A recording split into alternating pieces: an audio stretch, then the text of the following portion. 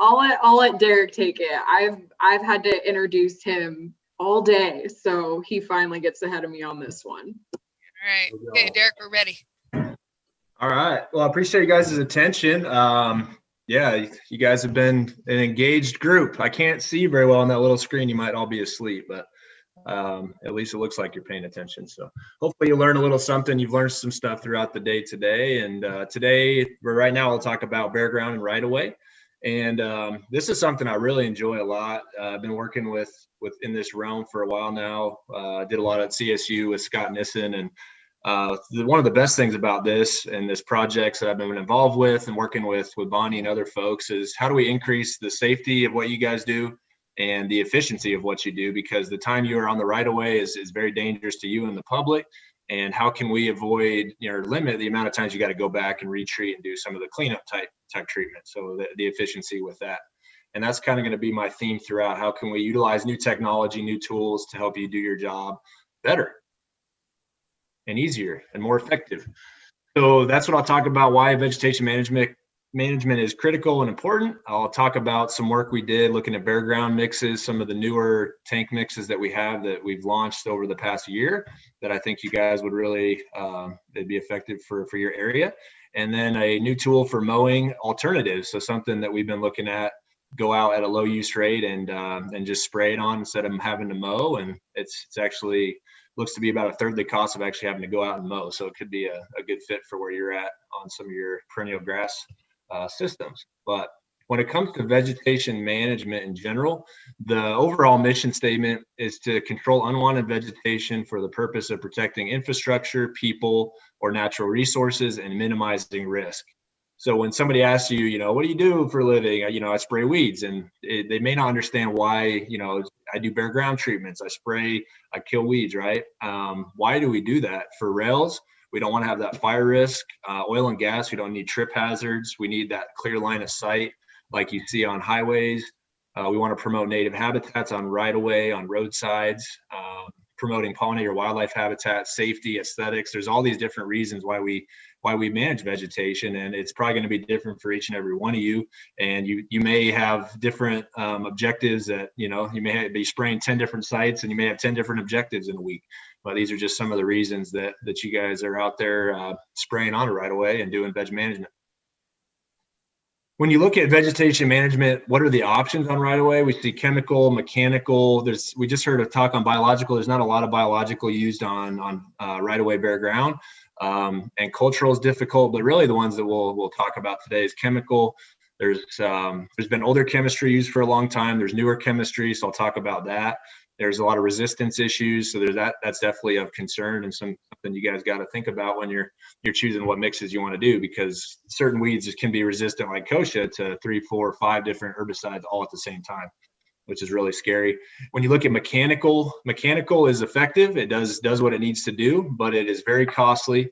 It can be hundreds of dollars per acre. You got crews out on the roadside, very dangerous to you and the public. So if there's ways that we can minimize time on the right of way mechanically, weed whacking, things like that, and there is some things we can do, and I'll talk about that. This was a quote from a superintendent at the Indiana DOT, and he was saying that, and this is very true, that the most dangerous job in their district is mowing and string trimming on the interstate. Not just dangerous for us, but for the public. And that's what I was talking about. And this is a photo I snapped last year, and it's crazy. You had a crew of 5 guys and girls out there with, weed whackers, and they made it about 2 miles in 2 days, right? And instead of just doing a nice bare ground strip, they were out on the right of way, cars going 80 miles an hour down the roadside. A definite hazard to those guys on the right of way doing that, as well as the public. And vegetation management is critical, but not at the expense of you or the public. This was a incident in Georgia where they basically they were mowing the area, and it threw a rock the size of a bowling ball through this windshield, and it killed the person, and it shut down their whole DOT for I think it was close to a year. So they couldn't do any of this type of stuff. So this, it's freak things that happen, but it definitely happens, and limiting your liability and being out there is very important. And then, like I said, increased time on the right of way is increased liability. And we do have really effective tools, and hopefully that's what you'll take from this presentation. Is there are things, some really good new tools that we can adapt or adopt into our arsenal to minimize the amount of time that we're having to be out there in situations like this where a mower was struck. It's something that we need to avoid at all costs. And then, mechanical methods are very, very costly. So you see this gentleman doing weed whacking, it's hundreds of dollars, $300-400 an acre if you're out there actually doing this manually. When on the right, you can easily get a spray truck, you could get a spray rig out there doing guardrails and cable lines and cover, miles and miles and miles in very little time with some of the newer effective chemistry. So something to add to your tool belt. And this is again with that photo that I had taken on that I-25 corridor, and it was, again, they went 2 miles. I went past the same site 2 days in a row because I was going to look at some plots, and it was 2 miles. They went in 2 days, and it's huge risk, very expensive. Where a spray truck could have done that 2 miles in 20 minutes or less. Okay, now in terms of tools, we'll talk a little bit about resistance management and what do we need to be looking at in terms of our programs when we're looking at bare ground. And then I'll talk a little bit about selective weed control. I'm not going to talk a lot about it. And then some of the mowing alternatives, like I mentioned. Newer chemistry does have increased safety and lower use rates. That's just something that has come with time. And Rick did a good job talking about that, where you have these products like on the left. So this is like your typical Sahara Crovar bare ground products that were used for a long time. There's not only resistance issues, but to cover 64 acres, you got to buy 25 pound bags to get what you get acres wise out of some of the newer chemistry. This Esplanade jug, you get 64 acres out of a 2.5 gallon container. And that's, and it is evident in pricing too. So you'll see the price per jug is a lot more for some of the newer chemistry, but look how much more you can get accomplished with one jug as opposed to, the higher use rate products like this. And this is only 8 pounds per acre. I know folks that have done 10, 12 pounds per acre. So think how many bags, and you may be using that still. There's some newer chemistry out there that's really efficient in terms of not having to haul around product. And some of you folks may appreciate this one. Oh, here we go. We got to shed the high weight. It's something we got to do because the older chemistry is not as effective. You got to wear, respirators. You got to do high rates, and some of the newer chemistry is really, really effective. Okay, herbicide resistance is very something we really got to be cognizant about because resistance is all over the place, especially with kochia. Some Russian thistle, but kochia in particular can be resistant to ALS, PS2, glyphosate, the auxins, all at the same time. And especially in bare ground, and I'll talk about this, the later you do a bare ground treatment in the late spring or early summer, that kochia is getting larger and larger, and you're putting a lot more pressure on that post-emergent tank mix partner, like your auxins, so fluroxapyr, dicamba, and there's reported cases of resistance to those. And if they're resistant, it's really not going to control it. So that's why we really got to get out early when we're talking about bare ground to avoid some of the resistance issues, because once it gets above 6 inches, the kochia, it's really hard to control. And if it's resistant, it's definitely hard to control. This is recent work that CSU has been doing, and it's actually talking to Dr. Todd Gaines at CSU in terms of fluroxapyr, because there's been, I've gotten calls in terms of late season kochia and some of it not being as effective as they used to be. And they actually confirmed a resistance case in Colorado over on the Front Range in Boulder County this year. And then they've also confirmed fluroxapyr resistance in North Dakota, Montana, Kansas, and Canada. So it's out there. The more pressure we're going to put on these late season bare ground or post-emergent, it's just very, very difficult because glyphosate is out of the question in terms of there's a lot of resistance. Dicamba, it's now appearing like fluroxapyr. So that's where we really got to get out early with bare ground and get it before it germinates or when it's really, really small. So in terms of strategies for resistance management, you'll hear rotating, you'll hear tank mixing out there. Those are the two kind of strategies that have been talked about in ag and VM over the past decade or so. And there's been some recent studies showing that tank mixing is actually the best way to go in terms of resistance management.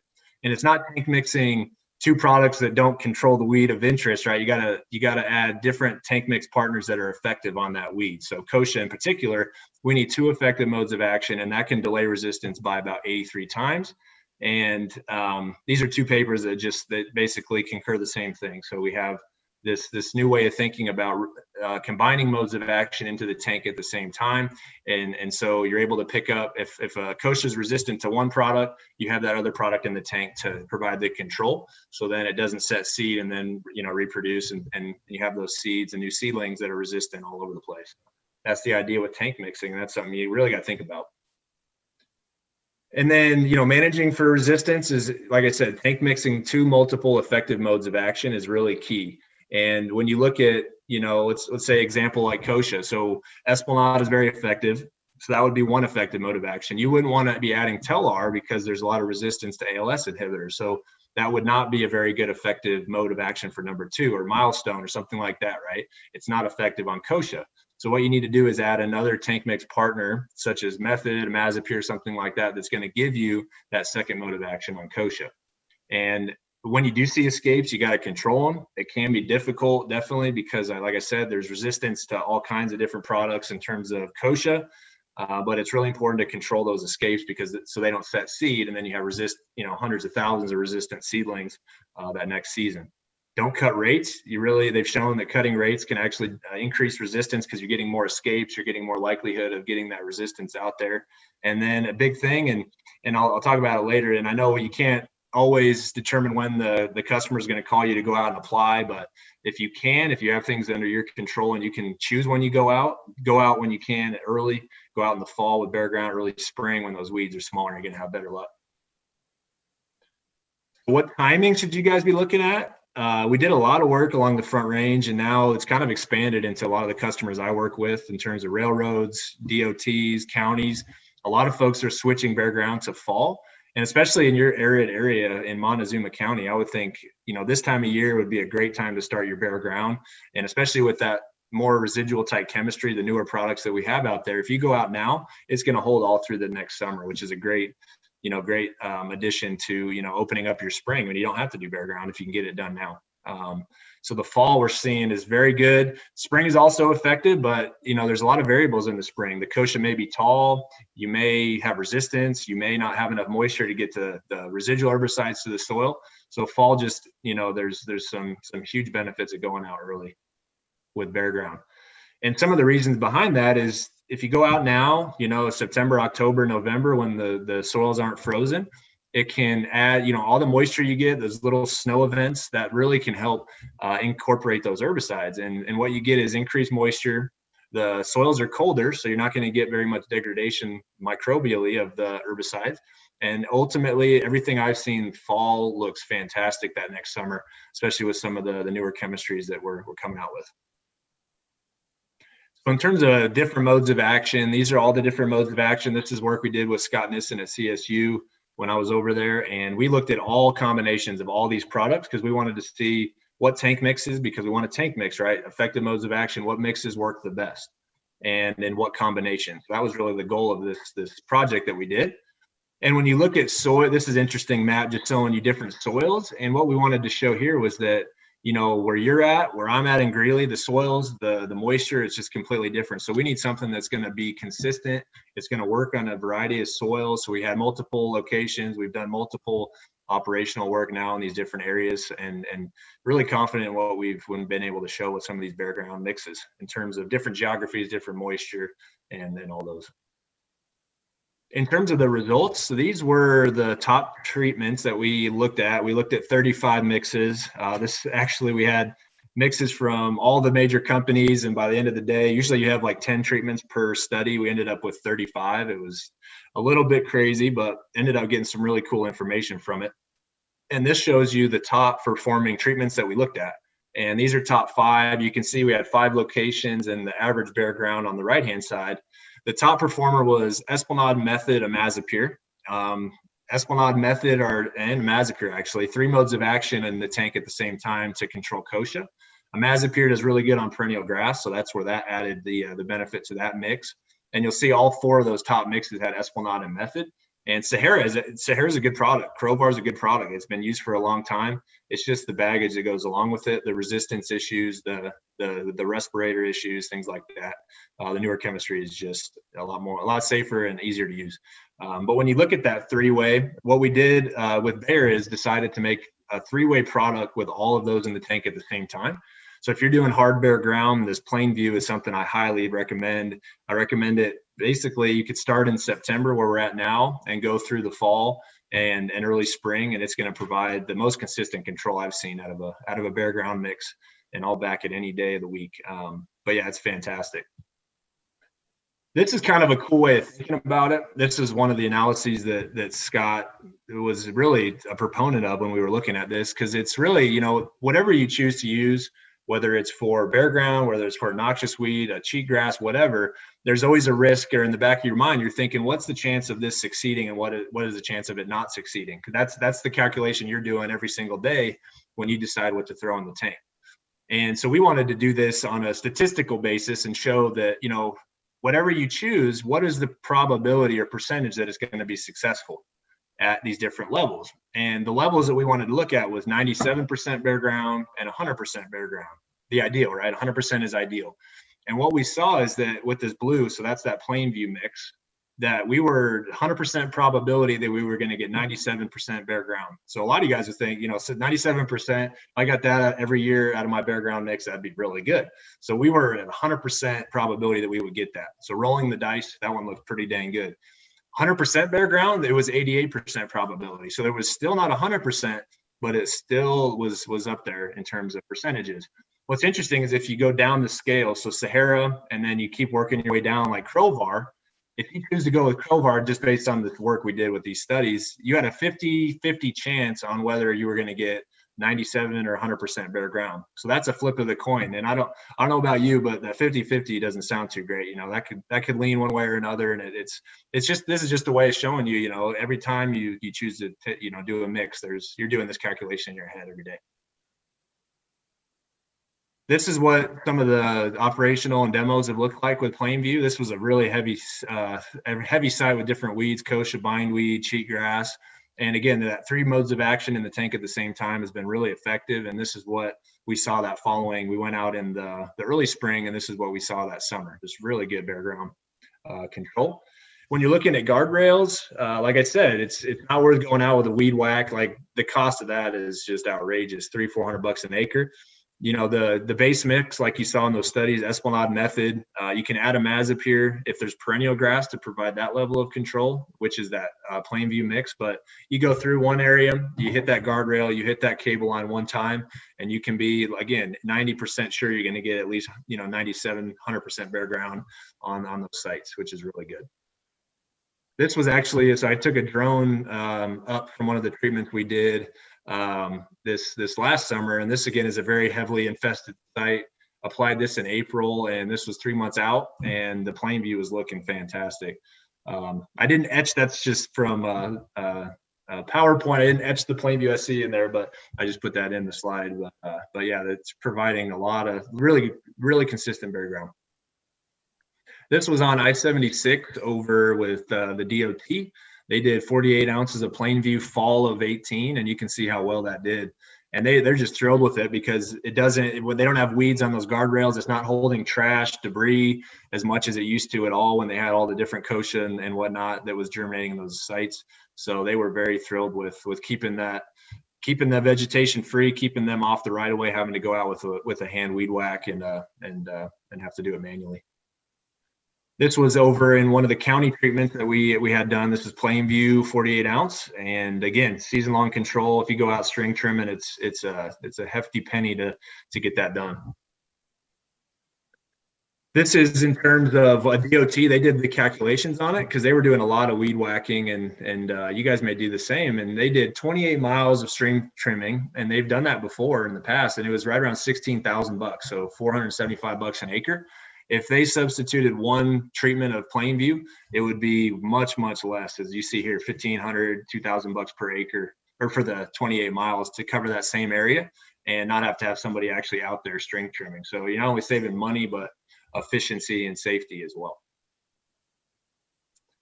I get a lot of questions too on sensitive bare ground, and Rick did a great job talking about that.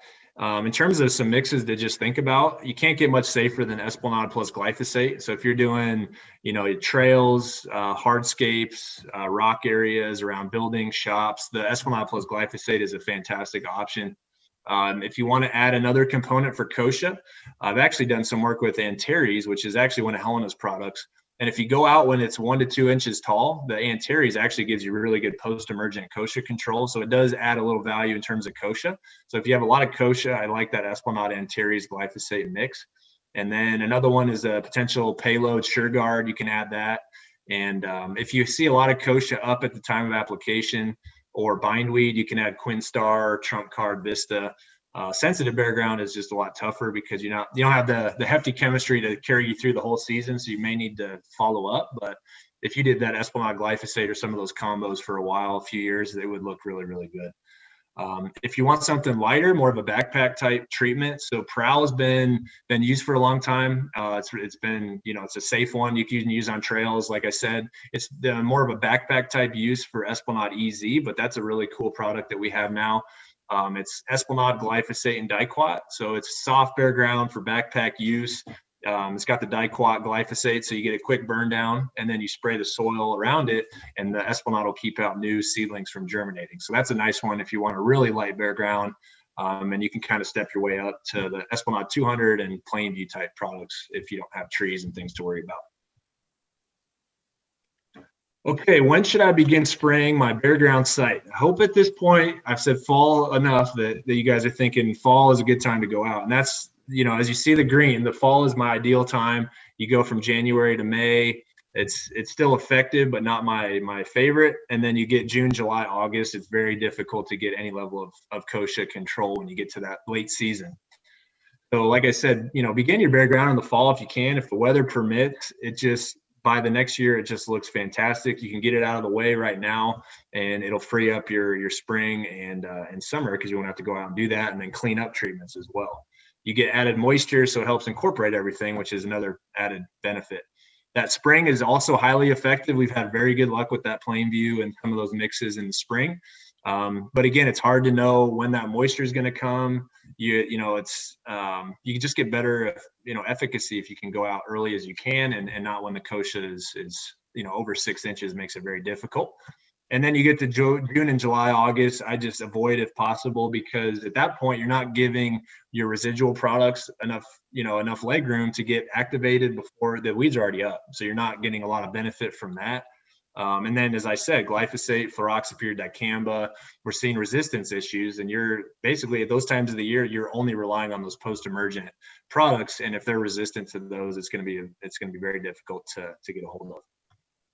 And again, using the most effective tank mix applied at the correct timing with multiple modes of action is significant cost savings, time savings, less time on the right of way for you and the public, and combating resistance. If you go out early and you're using residual chemistry, that's the best way to combat resistance.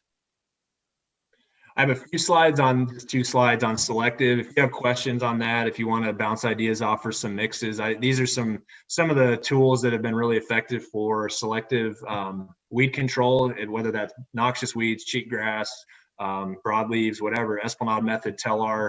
There's some really good combination treatments you can look at depending on the site. And if you have other questions on that, feel free to reach out to me after my talk. This is one really cool treatment that we did in the dormant season. And the nice thing about the dormant season, like we talk about and with fall bare ground, is our natives are dormant. So we can take advantage of glyphosate for that burn down. So this was a combination Esplanade method and glyphosate in the fall, and you can see what it looked like in the summer. We got excellent control of the kochia, residual control of the kochia. We didn't have to go back and clean it up. We got, the cheatgrass, as you can see in the photo, so that fire hazard's gone, and really, really effective mix, as you can see here. Okay, and now I'm just gonna finish up with some mowing alternatives. So this Derigo product that we've been working on here for a few years now. This is a study 2 years ago. We put this out for the first time. They do a lot of chemical mowing in the eastern U.S. because they get so much precip. They have to go out and mow 2-3 times a year, and it can be very, very expensive to do that. And they've been using this Derigo product in the East for quite a few years now. And so we as a team said, let's look at this in the West, because there could be a good fit. It may not work everywhere in terms of your operation, but if you want, go under guardrails, if you want to do delineators, if there's areas on county roads that you can't get to with a mower and you want to shoot it with something like Derigo. This is a study showing the different, so every rectangle is a different treatment, and the areas where you see more grass is either untreated or Esplanade alone because it doesn't control perennials. And anything that had that shorter grass was combinations that we had with Derigo. And so some of these treatments, they look really, really good. You just go out one time in the spring, and the ideal timing is to hit it when the grasses are, 2, 3, 4 inches tall, and in the spring with Derigo, and you can add some Tank-Mix partners for other weed control too. But what it does is it keeps the seed heads from forming, and it'll just stay in that vegetative state, and it'll appear like you mowed it. And the most effective species have been smooth brome. Western wheatgrass is pretty sensitive. Crested wheatgrass, I think it's a very good fit as well, but smooth brome is probably the best fit. And all you need is like an ounce per acre. So it's really low use rates. This is a photo showing more from the ground level what that looks like. So this is smooth brome, Derigo, 1.5 ounces. I've seen 1.5 ounces is really where you need to be. And that was just one application of Derigo. And you can see the seed heads that it kept out. It looks like it was mowed, and it's much, much, much cheaper than having to get out there and actually mow it. So Derigo, this is the different rates. So we got 1, 1.5, 2 ounces. Like I said, 1 to 1.5, we're getting 70% seed head suppression, and it's looking really good. This is on crested wheatgrass on the right-hand side. You can see the seed head suppression. This was, again, one application of Derigo on the right-hand side in the spring, and it held really, really well. And I also found it interesting. We looked at weed control components, and the Derigo actually does really good on yellow sweet clover, cheatgrass. If you get 1 to 1.5 ounces post-emergent cheatgrass, it does really well on. So some of the added benefits could be some weed control along with the chemical mowing. And just think about how it may fit in what you do. It may not, but just something I wanted to throw out there for you guys. Okay, so overall summary, I'd want to set you guys up for success. I want you to be able to go through here and learn about safety. How can we be more efficient and more consistent in what we do? How can we choose a tank mix or products with multiple effective modes of action? We got some options now with Esplanade method combos, plain view. Go out as early as you can. Avoid that late post-emergent because resistance issues really come into play at that point.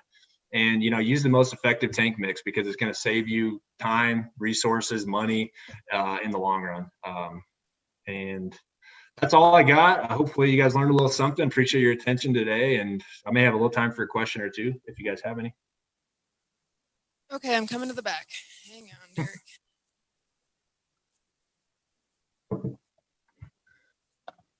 Yeah, I'm recording them all, and if you want his slideshow specifically, Derek, can you send me your PowerPoint? Yeah, I can send you a PDF. Yep. You or whoever. Anybody else have questions? Esplanade is my favorite. Esplanade and Trump card, man. My go-to. It's a good combo. All right. Thank you, Derek. Thanks a lot, guys.